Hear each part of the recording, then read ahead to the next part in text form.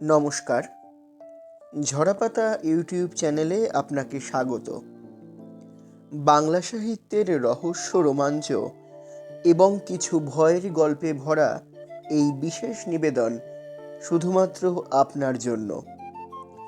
আজ আপনার জন্য হিমাদ্রি কিশোর দাশগুপ্তের লেখা নিব ভাঙা কলম। হিমাদ্রি কিশোর দাশগুপ্তের জন্ম 1973 সালে কলকাতায়। ইতিহাস নিয়ে এমএ করেছেন কলকাতা বিশ্ববিদ্যালয় থেকে। শিশু কিশোরদের জন্য প্রায় সবকটি পত্রিকায় নিয়মিত লেখেন। আজকের গল্পটি আমরা নিয়েছি দেব সাহিত্য কুটির থেকে প্রকাশিত ভয় ভয়ঙ্কর এই বইটি থেকে। আজকের গল্পের প্রধান চরিত্রে ভবতোষবাবু এবং মৃগাঙ্ক চাকলাদার। শুনুন আজকের গল্প। শুরু হচ্ছে হিমাদ্রি কিশোর দাশগুপ্তের রচনা নিব ভাঙা কলম।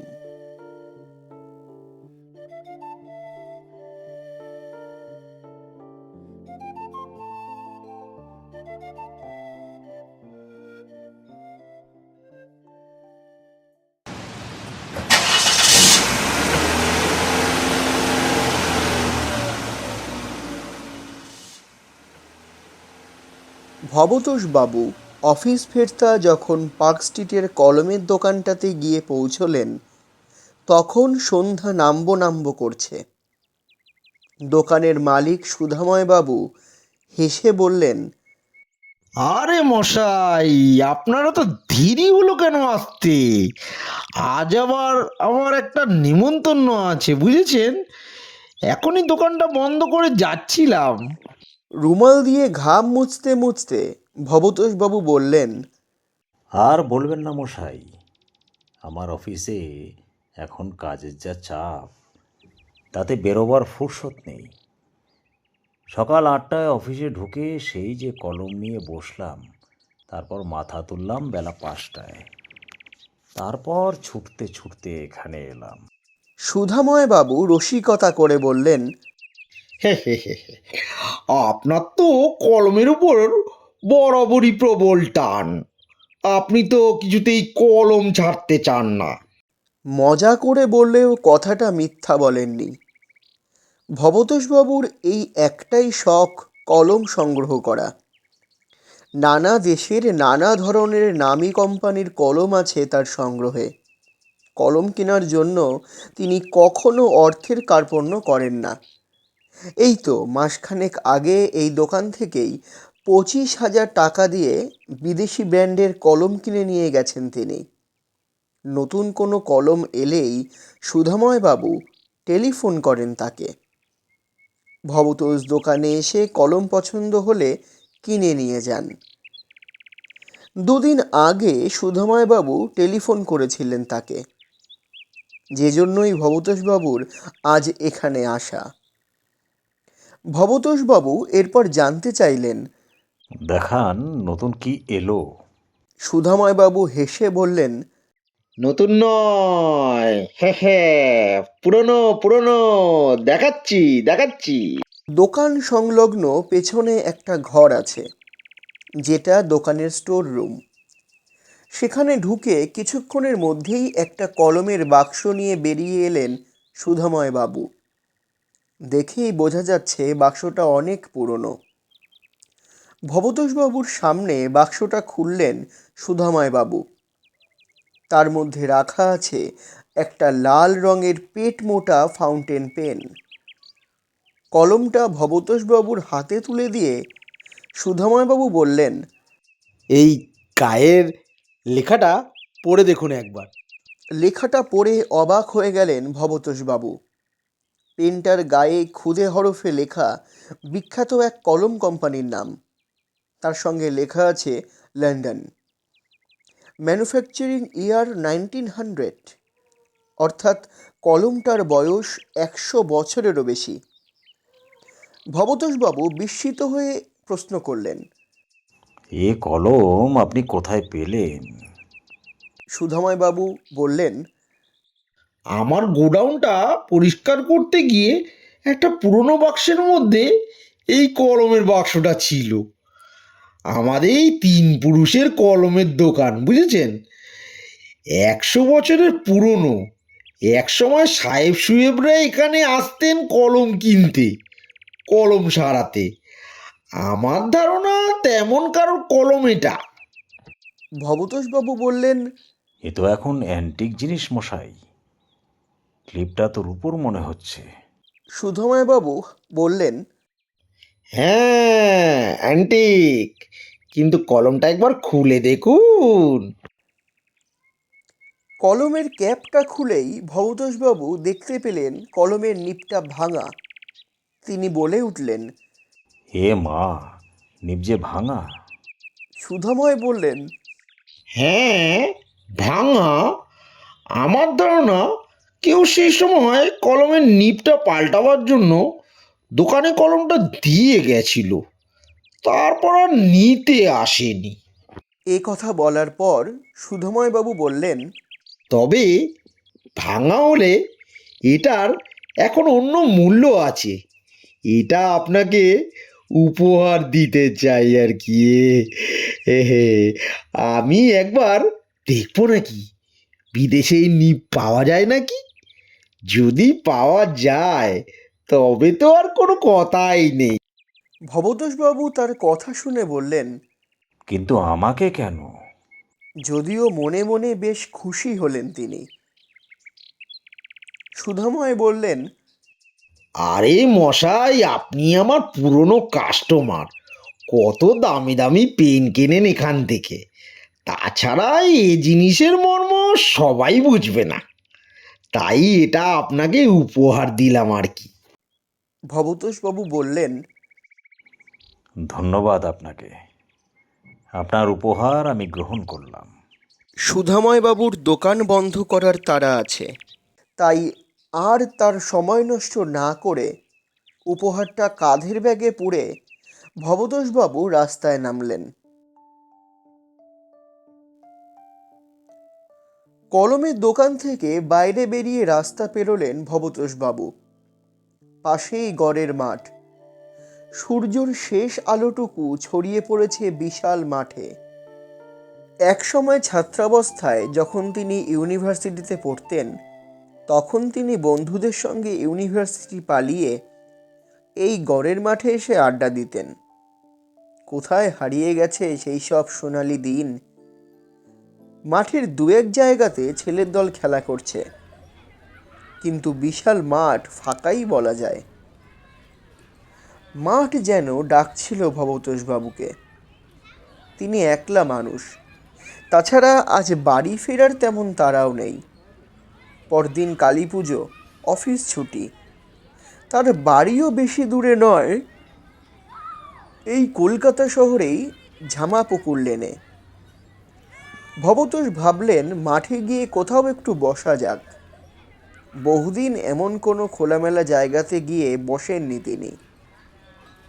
কথাটা ভেবে রাস্তার পাশের এক বাদামওয়ালার থেকে এক ঠোঙা বাদাম কিনলেন তিনি। তারপর মাঠের ভিতর প্রবেশ করলেন। ভবতোষ হাঁটতে হাঁটতে এগোলেন মাঠের ভিতর দিয়ে। রাস্তায় কোলাহল আস্তে আস্তে দূরে সরে যেতে লাগলো। মাঝ মাঠের এক পাশে যেখানে একটা বিরাট গাছ একলা দাঁড়িয়ে আছে, তার নিচে গিয়ে বসলেন তিনি। দুপাশের রাস্তার গাড়ি বা লোকজনের শব্দ কিছুই এই জায়গা পর্যন্ত পৌঁছয় না। গাছের তলায় বসে প্রথমে বাদাম খেতে লাগলেন ভবতোষবাবু। সন্ধে নামবে। তিনি দেখলেন মাঠে যারা খেলছিল সেই ছেলের দল ব্যাট উইকেট গুটিয়ে এবার বাড়ি ফেরার পথ ধরল। ভবতোষের মনে হলো কলমটা আবার একবার দেখা যাক। কাঁধের ঝোলা ব্যাগ থেকে কলমের বাক্সটা বের করলেন তিনি। তারপর বাক্স খুলে কলমটা নিয়ে ঘুরিয়ে ফিরিয়ে দেখতে লাগলেন। তার ক্যাপটা খুলে ভাঙা নিবটা ভালো করে দেখতে দেখতে তিনি ভাবতে লাগলেন, সুধাময় যদি সত্যিই এর নিবটা জোগাড় করতে পারে তবে বেশ হয়, আর যদি নাও পারেন তবুও জিনিসটা অমূল্য। দ্রুত অন্ধকার নামতে শুরু করেছে চারপাশে। রাস্তার দিকে বাতিস্তম্ভগুলো জ্বলে উঠতে শুরু করেছে। কালী পুজোর আগের দিন আজ, আবার ভূত চতুর্দশীর রাত। চাঁদ উঠবে না। বাড়ি ফিরে আজ আবার 14 প্রদীপ জ্বালাতে হবে। দূরে রাস্তার গায়ে আলোগুলো জ্বলে উঠতে দেখেই কথাটা মনে পড়ল ভবতোষবাবুর। এবার তবে তাকে উঠতে হবে। হঠাৎ কিছুটা তফাৎ থেকে একটা কণ্ঠস্বর কানে এলো তার। খাঁটি বিলাতি কলম। ভবতোষবাবু তাকিয়ে দেখলেন কোথা থেকে যেন একজন এসে দাঁড়িয়েছেন তার কয়েক হাত দূরে। লোকটার পরনে ধুতির ওপর হাফ শার্ট, পায়ে চপ্পল। লোক না বলে তাকে যুবক বা ছেলেই বলা যায়। সম্ভবত কৈশোর পেরিয়ে সদ্য যৌবনে পদার্পণ করেছে সে। ছেলেটা এক দৃষ্টে তাকিয়ে আছে ভবতোষবাবুর হাতের কলমের দিকে। তার ঠোঁটের কোণে যেন আবছা হাসির রেশ। তাকে দেখে ভদ্রঘরের ছেলে বলেই মনে হলো, তবে আজকাল এ বয়সের ছেলেরা কেউ ধুতি পরে না। ভবতোষবাবু নিজে বরাবর ধুতি পাঞ্জাবি পরেন, তাই ছেলেটার পোশাক দেখে ভালো লাগলো তার। ভবতোষবাবুর বয়স 60-এর কাছে। ছেলেটা যেহেতু তার থেকে অনেক ছোট, তাই তাকে তিনি তুমি সম্বোধন করেই মৃদু বিস্মিতভাবে প্রশ্ন করলেন, কিভাবে বুঝলে এটা বিলাতি কলম? তুমি কলম চেনো? ছেলেটা জবাব দিল, না, সব কলম চিনি না, তবে এ কলম আমি দেখেছি। ভবতোষবাবু প্রশ্ন করলেন, তুমি কি করো? কোথায় থাকো?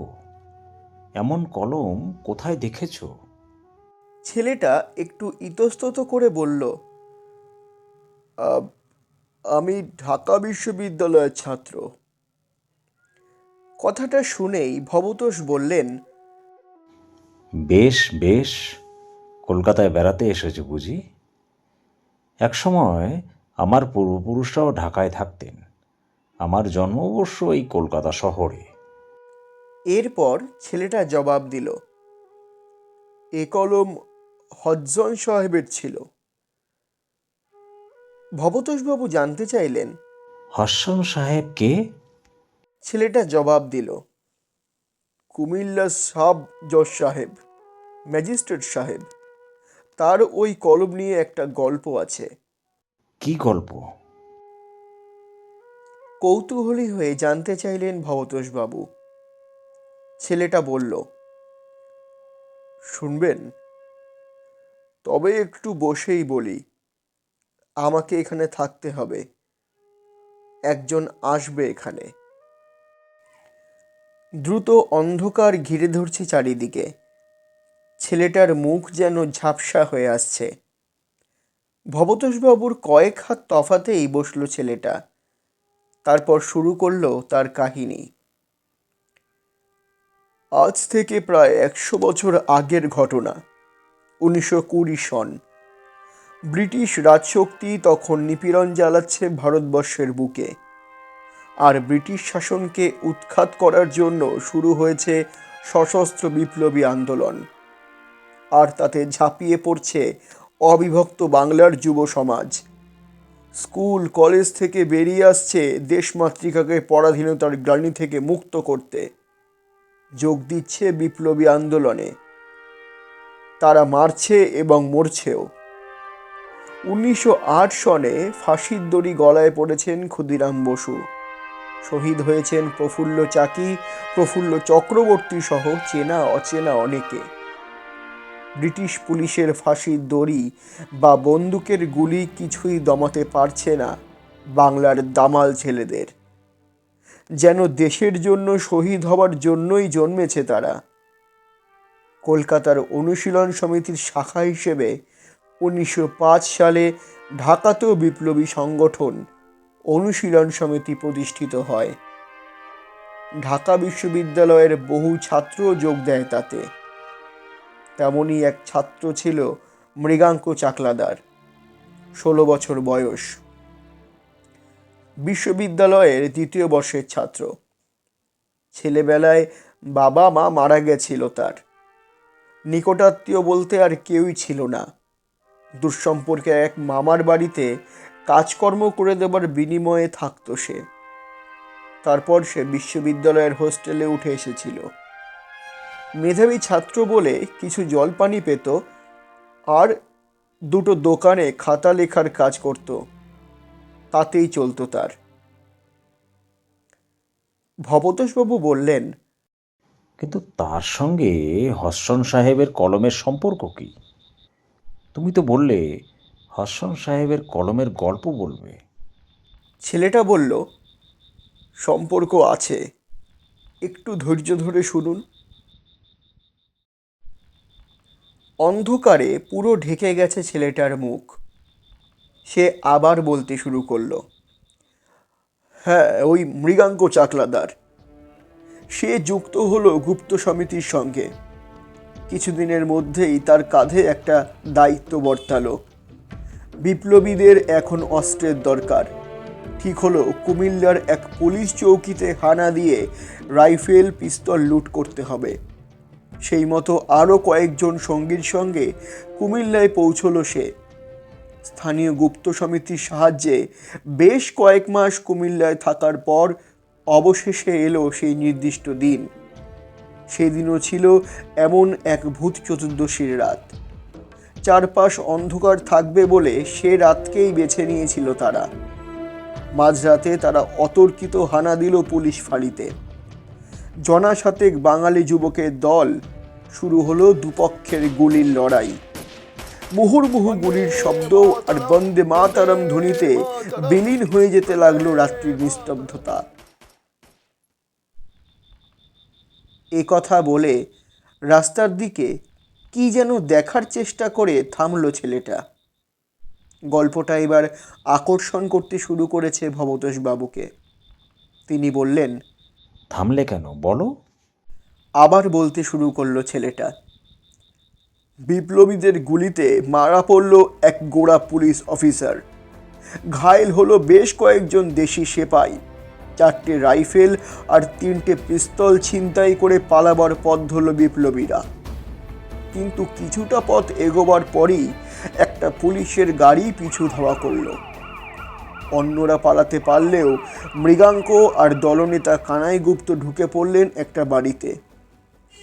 বাড়ির মালিক নিরঞ্জন মল্লিক তাদের আশ্বস্ত করলেন কিছু হবে না বলে। ঘটনার পরদিনই পুলিশ বিজ্ঞাপন দিল যে যদি কেউ বিপ্লবীদের কোনো খবর দিতে পারে তাকে 100 টাকা পুরস্কার দেওয়া হবে। আর মাত্র সেই 100 টাকার লোভেই বাড়ির মালিকের শ্যালক পুলিশকে খবরটা জানিয়ে দিল। ধরা পড়ে গেল 2 বিপ্লবী।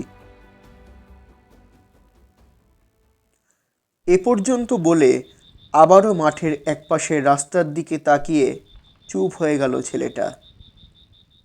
ভবতোষ বলে উঠলেন, তারপর তারপর এবার যেন মৃদু হাসলো ছেলেটা। সে বলল, হ্যাঁ, এখান থেকেই আসল গল্পের শুরু। প্রথমে জেলে নিয়ে যাওয়া হলো এই 2 বিপ্লবীকে। অন্য সঙ্গীদের নাম বার করার জন্য তাদের ওপর শুরু হলো অকথ্য অত্যাচার। কিন্তু একটাও নাম বা খবর বার করতে পারল না তারা। অবশেষে মামলা উঠল হডসন সাহেবের কোর্টে। খুন, লুণ্ঠন, রাষ্ট্রদ্রোহিতার মামলা। হডসন সাহেবের কোর্টে মামলা ওঠা মানেই ফাঁসি অথবা দ্বীপান্তর। নিদেন পক্ষে যাবজ্জীবন সাজা। বিপ্লবীদের সাজা দিয়ে ইতিমধ্যেই নাম কামিয়েছেন কুখ্যাত হডসন সাহেব। বিচারের নামে কিছুদিন ধরে প্রহসন চলার পর এলো সাজা ঘোষণার দিন। কাঠগড়ায় দাঁড়িয়ে 2 দেশপ্রেমিক বাঙালি যুবক আর বিচারকের আসনে লালমুখ হডসন সাহেব। সাহেব কি রায় দিতে যাচ্ছেন তা বুঝতে অসুবিধে হলো না 2 বিপ্লবীর। কারণ বিচারক তার চেয়ারে বসার আগেই একজন আর্দালি প্লেটের মতো দেখতে একটা পাথর এনে রেখে গেছিল তার টেবিলে। বিচারক তার টেবিলে এসে বসলেন, তারপর আদেশনামা পাঠ করলেন। কানাইয়ের ফাঁসি, আর মৃগাঙ্কর তখনও 18 বছর হয়নি বলে সাজা কিছুটা কম, যাবজ্জীবন দ্বীপান্তর। রায়দানের পর হডসন আসামিদের কাছে জানতে চাইলেন, তোমাদের কিছু বলার আছে? তার কথা শুনে মৃগাঙ্ক চিৎকার করে বলে উঠল, তুমিও বাঁচবে না সাহেব, দরকার হলে প্রতি জন্মে তোমাকে মারবো আমি। ইহলোকে বা পরলোক কোনো লোকেই আমার হাত থেকে বাঁচবে না তুমি। সাহেব তাচ্ছিল্যের হাসি হাসলেন, তারপর আপনার ওই কলম দিয়েই ফাঁসির আদেশ সই করে পাথরের চাকতিতে চাপ দিয়ে নিব ভেঙে ফেললেন। ফাঁসির সাজা যে কলমে দিয়ে স্বাক্ষর করা হয় তার নিব ভেঙে ফেলাই রীতি। ভবতোষ কথাটা শুনে মনে মনে বলে উঠলেন, আরে, আমার কলমের নিবটাও যে ভাঙা। ছেলেটা বলে চলল, 2 বিপ্লবীকে 2 জেলে স্থানান্তর করা হলো, ফাঁসি হয়ে গেল একজনের। কিন্তু মৃগাঙ্ককে দ্বীপান্তরে পাঠাবার আগেই একদিন সন্ধ্যায় জেল থেকে পাঁচিল টপকে পালালো সে। পুলিশ তার খোঁজ চালাতে লাগলো ঠিকই, কিন্তু তাকে ধরতে পারল না।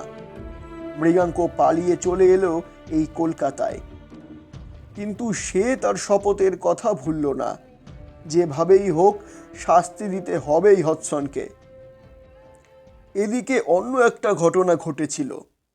সাহেব তো কলমের নিব ভেঙে ফেললেন ঠিকই, কিন্তু তারপরেই তার খেয়াল হলো এই কলম সরকারি কলম নয়, এটা তার স্ত্রীর দেওয়া উপহার। সে যদি কলমটা সাহেবের কাছে দেখতে চায় তবে তিনি বিপদে পড়বেন। বিড়ম্বনার হাত থেকে বাঁচবার জন্য তিনি তার এক আর্দালির হাত দিয়ে কলমটার নিব বদলাবার জন্য পাঠিয়ে দিলেন কলকাতার এক কলমের দোকানে। কিন্তু নিব না থাকায় দোকানদার কলমটা তাকে দোকানে রেখে যেতেই বললেন। বিলেত থেকে নিব আনানোর অপেক্ষা করতে বললেন। মাস 3 বাদে সাহেব কলকাতা আসবেন বলে ঠিক করলেন 2টো কাজে। একটা তার সরকারি কাজ, আর দ্বিতীয় কাজ হলো কলমের নিবটা যদি ঠিক হয়ে যায় তবে তা ফেরত নিয়ে যাবেন তিনি। খবরটা তার এক আর্দালির মারফত পৌঁছে গেল বিপ্লবীদের কানে। তারা ব্যাপারটা জানিয়ে দিলেন মৃগাঙ্ককে। সাহেব কোন ট্রেনে আসছেন, কোথায় কোথায় যাবেন, এসব ব্যাপার।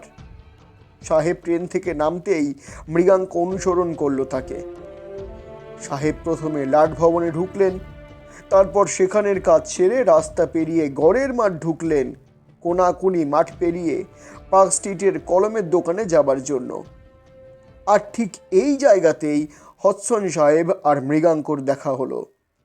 সাহেব মৃগাঙ্ককে দেখতে পেয়েই বলে উঠলেন, ইউ আর আন্ডার অ্যারেস্ট।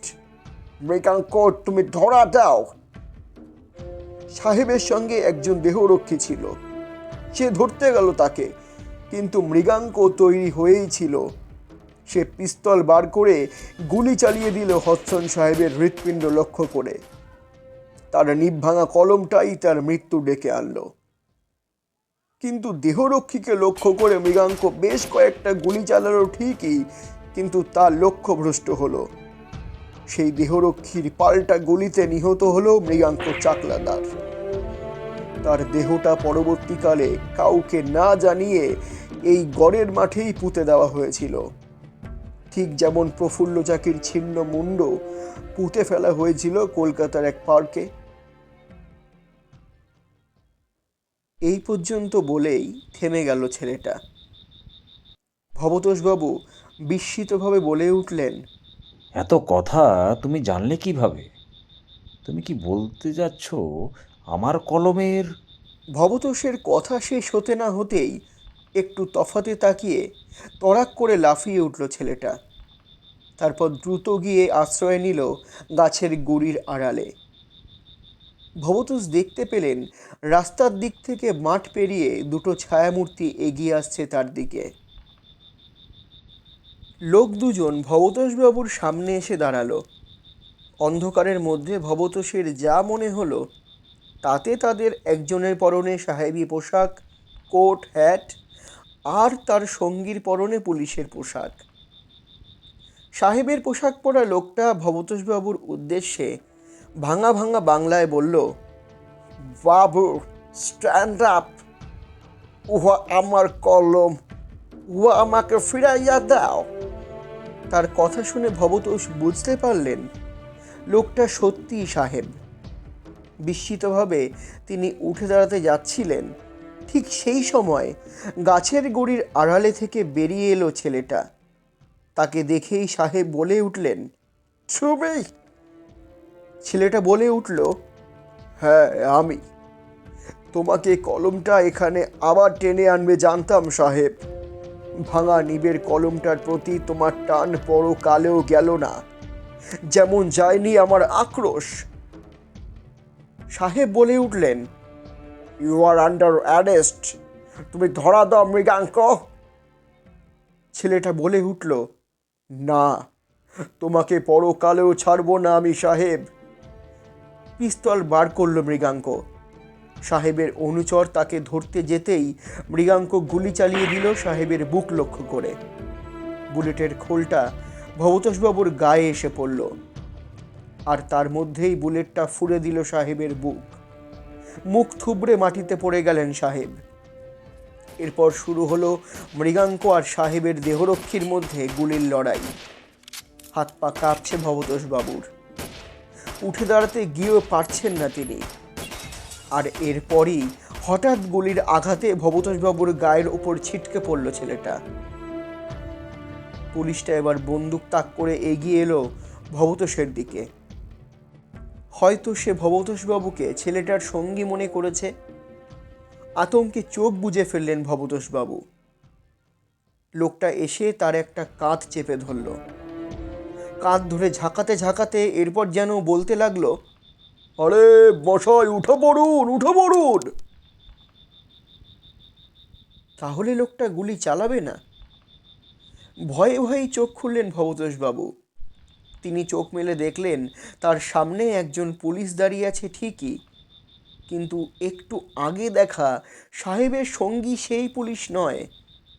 সাদা ইউনিফর্ম পরা কলকাতা পুলিশের একজন অফিসার, আর তার সঙ্গে একজন কনস্টেবল। অফিসার ভদ্রলোকই তার কাঁধ ধরে ঝাঁকাচ্ছিলেন। একটু থতমত খেয়ে কলম, বাক্স আর ব্যাগটা নিয়ে উঠে দাঁড়ালেন ভবতোষবাবু। তার কানে এখনো বাজছে গুলির শব্দ। কয়েক মুহূর্তের মধ্যেই অবশ্য তার কারণ বুঝতে পারলেন তিনি। কালী পুজোর আগের রাতেই মাঠের পাশে কিছু লোক এসে পটকা ফাটাচ্ছে, এ তারই শব্দ। ভবতোষবাবুকে পুলিশ অফিসার প্রশ্ন করলেন, আপনি কি করেন, কোথায় থাকেন? তিনি জবাব দিলেন, ঝামাপুকুর লেনে থাকি। ডালহৌসির এক সরকারি অফিসে অফিসারের চাকরি করি। পরিচয়পত্র দেখাবো? পুলিশ অফিসার সম্ভবত অনুমান করলেন যে সত্যিই বলছেন ভবতোষবাবু। তিনি বললেন, থাক, দরকার নেই। মাঠে হাওয়া খেতে বসে ঘুমিয়ে পড়েছিলেন বুঝি? অনেকক্ষণ অন্ধকার নেমেছে। দিনকাল ভালো না মশাই, একলা মাঠে বসে থাকা ঠিক না। যান, বাড়ি যান। পুলিশ অফিসারকে ধন্যবাদ জানিয়ে পেনের বাক্সটা ব্যাগে পুরে হাঁটতে হাঁটতে রাস্তায় উঠলেন ভবতোষবাবু। তারপর বাড়ি ফেরার জন্য একটা ট্যাক্সিতে চেপে বসলেন। উজ্জ্বল আলোকময় কলকাতার রাস্তা। চারপাশে তাকিয়ে দেখতে দেখতে তিনি ভাবলেন তার দেখাটা নিশ্চয়ই স্বপ্ন ছিল। কোনো একটা বইতে যেন তিনি পড়েছিলেন যে ফাঁসির সাজা ঘোষণার পর বিচারকরা আদেশে স্বাক্ষর করে কলমের নিব ভেঙে দেন। কলমের ভাঙা নিব দেখে তার অবচেতনে সেই কথাটাই মনে এসেছিল। অফিসে কদিন কাজের খুব চাপ। মাঠে বসে ক্লান্তিতে ঘুমিয়ে পড়েছিলেন তিনি। তারপর ভাঙা নিবের কলম নিয়ে স্বপ্ন দেখেছেন। পটকা ফাটানোর শব্দ তার স্বপ্নে গুলির শব্দ হয়ে ধরা দিয়েছিল। ট্যাক্সিটা ভবতোষবাবুকে তার বাড়িতে নামিয়ে দিয়ে গেল। ঘরে ঢুকে আলো জ্বালালেন ভবতোষবাবু। ব্যাগ থেকে কলমের বাক্সটা তিনি টেবিলে রাখতে যাচ্ছেন, হঠাৎ ব্যাগ থেকে ঠক করে মেঝের ওপর কি যেন একটা গড়িয়ে পড়ল। ভবতোষবাবু অবাক হয়ে গেলেন জিনিসটা দেখে। ঘরের উজ্জ্বল বাতির নিচে মেঝেতে পড়ে আছে একটা বুলেটের ফাঁপা ধাতব খোল। দেখে মনে হয় বেশ পুরনো সেটা। এটা তার ব্যাগে এলো কিভাবে? স্বপ্নর কথাটা মনে পড়ে গেল তার। মৃগাঙ্ক যখন হডসন সাহেবকে গুলি চালালো তখন বুলেটের খোলটা ছিটকে তার গায়ে পড়েছিল। তখনই কি সেটা মুখ খোলা ব্যাগে ঢুকে গেছিল? তবুও তিনি মনকে প্রবোধ দেওয়ার চেষ্টা করলেন এই বলে যে অনেক সময় পুলিশের লোকেরা তাদের অনুষ্ঠানে বন্দুকবাজির খেলা দেখায় গড়ের মাঠে। মাঠে বসার পর হয়তো তেমনই খোল কুড়িয়ে পেয়েছিলেন তিনি। এখন ব্যাপারটা মনে করতে পারছেন না। কিন্তু এরপর তিনি নিচু হয়ে মেঝে থেকে খোলাটা কুড়িয়ে নিতে গিয়ে হঠাৎ আরেকটা জিনিস দেখে বিস্ময়ে হতবাক হয়ে গেলেন। তার ধুতির কোঁচায় লেগে আছে ফোঁটা ফোঁটা রক্তের দাগ। মৃগাঙ্ক যখন গুলি খেয়ে তার দেহের উপর গড়িয়ে পড়েছিল সেই রক্তের দাগ। খোলটা তুলে নিয়ে কোঁচাটা তুলে ধরে বেশ কিছুক্ষণ চুপ করে দাঁড়িয়ে রইলেন তিনি। মনে মনে তিনি প্রণাম জানালেন সেই অমর শহীদের উদ্দেশ্যে। এই রক্তমাখা ধুতি আর বুলেটের খোলটা যত্ন করে তুলে রাখবেন ভবতোষবাবু। আর ভাঙা নিবের এই কলমটা তিনি ফেরত দিয়ে আসবেন কলমের দোকানে।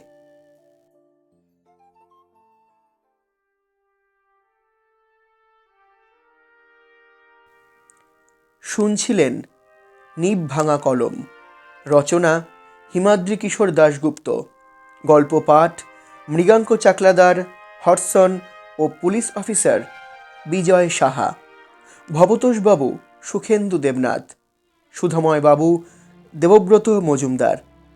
সমগ্র পরিচালনা এবং পরিকল্পনা সাহাস ক্রিয়েশন।